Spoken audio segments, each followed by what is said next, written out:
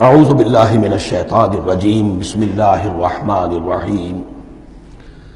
اس سورہ مبارکہ کو الصلاح قرار دیا گیا ایک حدیث میں۔ اس کا جو اسلوب ہے وہ دعا کا ہے، اور دعا کے ساتھ اس کی جو مناسبت ہے، اور پھر اسی کی وجہ سے ہماری نماز کا یہ جزو لا ینفک بنا دیا گیا۔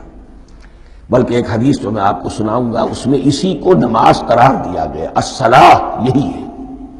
ویسے وہ حدیث مبارک موجود ہے، من لم یقرأ بفاتحۃ الکتاب لا صلاۃ لمن لم یقرأ بفاتحۃ الکتاب، جو شخص سورہ فاتحہ کی تلاوت نہیں کرتا اس کی کوئی نماز نہیں۔ اس کے حوالے سے بھی ہمارے ہاں دو مسلک ہیں، ذکر صرف اس لیے کر رہا ہوں کہ آپ کے علم میں ہو، ان میں کوئی بنیادی فرق نہیں ہے۔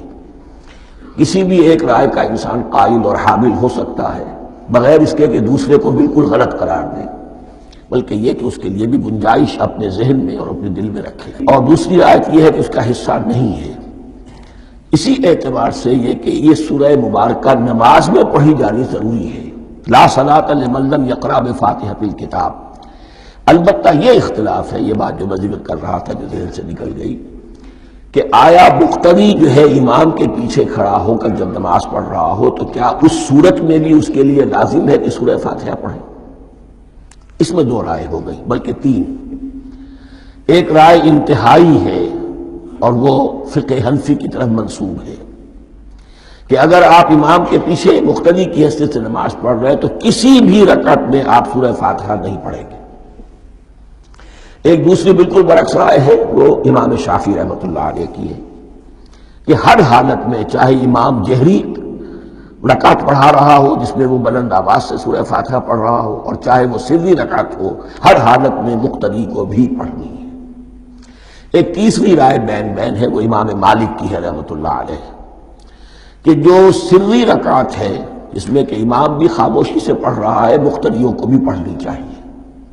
جو جہری رکعت ہے جس میں کہ امام بلند آواز سے پڑھ رہا ہے، اس میں مقتدیوں کو خاموش رہ کر پوری توجہ جو ہے سننے پر صرف کر دینی چاہیے۔ اذا قرئ القرآن فاستمعوا له وانصتوا، جب قرآن پڑھا جا رہا ہو تو پوری توجہ اس کے پڑھنے پر مرکوز کر دو اور خود خاموش رہو۔ میرے اپنی رائے میں یہ تیسری رائے سب سے زیادہ صائب ہے، اور اس میں کسی طرح کی بھی کوئی پیچیدگی پیدا نہیں ہوتی۔ بہرحال اس سورہ مبارکہ کا جو اسلوب ہے میں نے عرض کیا دعائیہ ہے۔ البتہ قرآن مجید کے علم اور حکمت کے اعتبار سے، اس کے فلسفے کے اعتبار سے ایک بات سمجھ لینی چاہیے۔ قرآن کا فلسفہ یہ ہے کہ بنیادی ہدایت ہر انسان کے دل میں موجود ہے، بالقوہ، پوٹینشلی۔ یہ جو قرآن مجید یا اللہ کی کتابیں نازل ہوتی ہیں یہ انہیں ایکٹیویٹ کرتی ہیں، وہ اندر کی جو ڈورمنٹ کانشسنس ہے، خوابیدہ شعور جو ہے اسے بیدار کر کے، اور پھر یہ کہ اسے اجاگر کرتے ہیں۔ ہر سلیم الفطرت انسان اور سلیم العقل انسان، دو سلامتی یہ شرط ہے۔ سلیم الفطرت، نیچر پرورٹڈ نہ ہو، فطرت مسخ نہ ہو گئی ہو، عقل سلیم ہو۔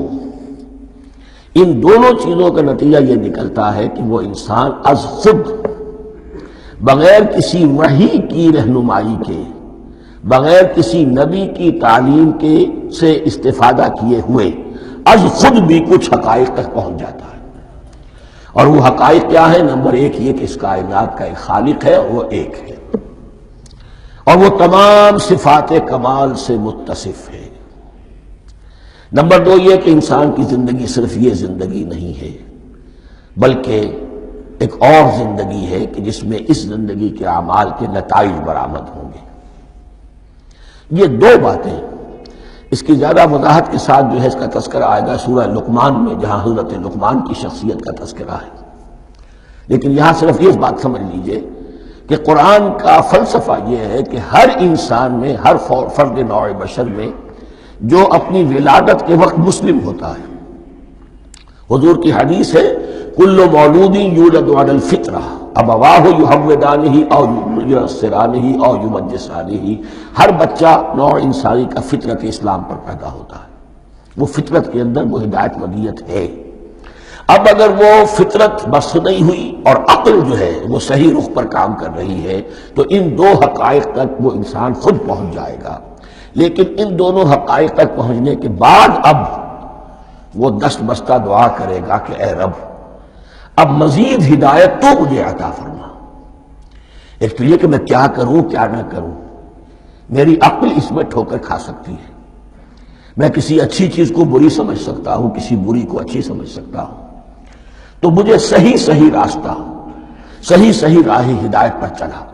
یہ دعا ہے جو انسان کرتا ہے جبکہ وہ ایمان باللہ اور ایمان بالآخرہ تک خود پہنچ چکا ہوتا ہے، اور یہ سمجھتا ہے کہ صحیح زندگی کا رخ یہی ہے کہ جس رب کو میں نے پہچانا ہے کہ وہ اس کائنات کا خالق ہے اور مالک ہے اور رب ہے، میں اس کی بندگی کروں، اس کی اطاعت کروں، اس کا حکم مانوں، اس کے راستے پر چلوں. لیکن وہ راستہ کون سا ہے؟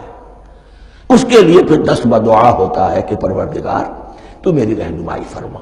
یہ مقام ہے کہ جہاں آپ سمجھ لیجئے اپنے آپ کو بھی آج اس جگہ پر تصور کرتے ہوئے پھر اس سورہ مبارکہ کو پڑھیے کہ آپ اس مقام پر اللہ کے فضل و کرم سے پہنچ چکے ہیں کہ اللہ کو آپ نے پہچان لیا اور اس کی توحید کو جان لیا، اس کی جملہ صفات کمال سے آپ واقف ہو گئے.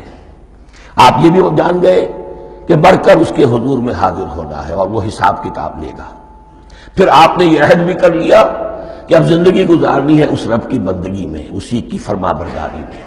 اب یہاں کھڑے ہو کر آپ پوچھتے ہیں کہ اللہ مجھے وہ تفصیلی ہدایت عطا فرما. ایسا نہ ہو کہ کبھی میں کسی راستے پر چلتا ہوا کسی پگڈنڈی پر مڑ جاؤں اور وہ تھوڑی سی جو ڈیوییشن ہو میرے راستے کی وہ میری عاقبت کو برباد کر دے. یک لحظہ غافل گشتم و 100 سال راہم دور شد. اس لیے کہ ہوتا یہی ہے سیدھے راستے سے ذرا سی کوئی پگڈنڈی جو ہے تھوڑے سے اینگل پر نکلی ہے، لیکن جب چلتے جائیں گے آپ تو جتنا آگے بڑھیں گے اس پر، اس راہ صراط مستقیم سے آپ اتنے ہی زیادہ دور ہوتے چلے جائیں گے. یہ ہے قرآن مجید کی حکمت اور فلسفے کے اعتبار سے اس سورہ مبارکہ کا مقام. صدق اللہ العظیم.